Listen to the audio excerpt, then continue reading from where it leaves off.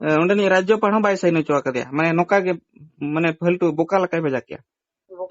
इनभैलिडोग कना नेतो हेचे दोसर कथा झारखंड अब आदिवासी को लगित कना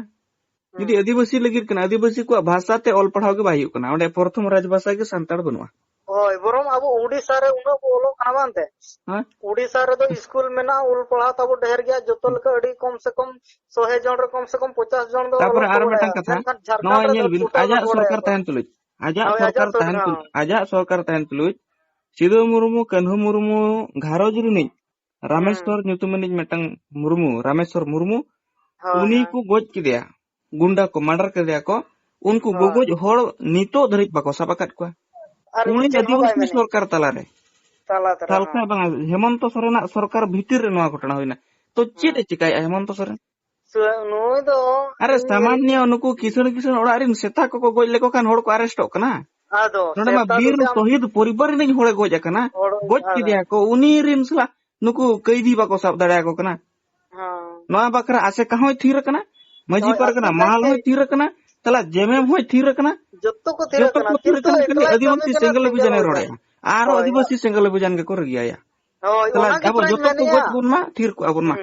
गापा नoj हुइना सिदो मुर्मू कनु मुर्मू ओड़ा रे गोज हुइना गापा तिलका मुर्मू ओड़ा रे गोज को मियां बिरसा मुंडा को गोज को उनको रिन ओड़ा ओड़ा गापा सांतार समाज रिन को गोज को एन होबन थीर को चेलका थीर को जहां नुको जो जहां ने नेतर होला मादर चे अरे होला मादर बाबूलाल मरांडी उनी मेन काय आदिवासी को हिंदू कना आसे का उकुरे विरोध का नितो धरिते आसे का मेना आ टीवी रे मेना हेट ओने प्रा इन जतो इन नेलेया आसे का तो चेत जिनसो बाय विरोधिया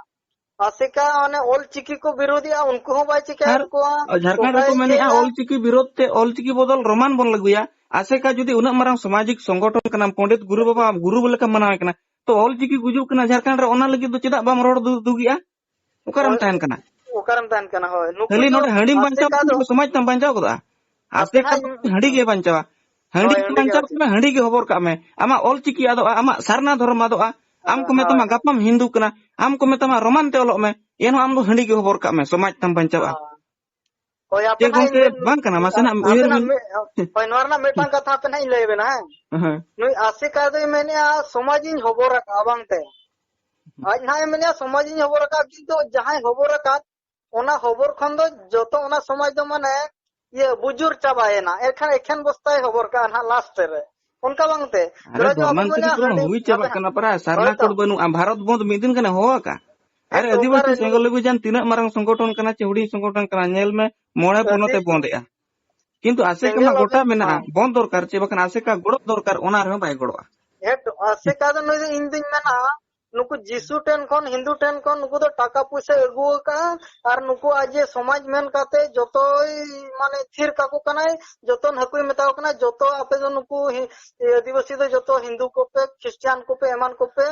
उनका इंदो ओना दलाल हिंद दोसियान होइगा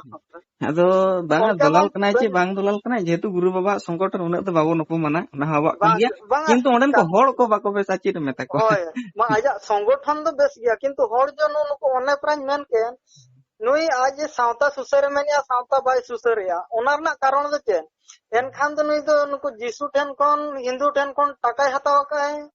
आज सावताय होबो रकाय और हकुय आज उपुजे एमा को कनाय ओना इया खम सावतारिन होड़ कोने हनकुय हटिना को कनाय तापेने नुको इदी खोपे उनका हिसाब आन तेनखान ओना दलाल बाय हुइते उनका मेन लेखान दो उनी दलाल होय हुइ दाड़ा उनका सिस्टम नेल लेखान दो अदो बया नवा कथा को बाय चबा तलांगे चे अलिन नोका कना लिन चे नसे बिजी होड़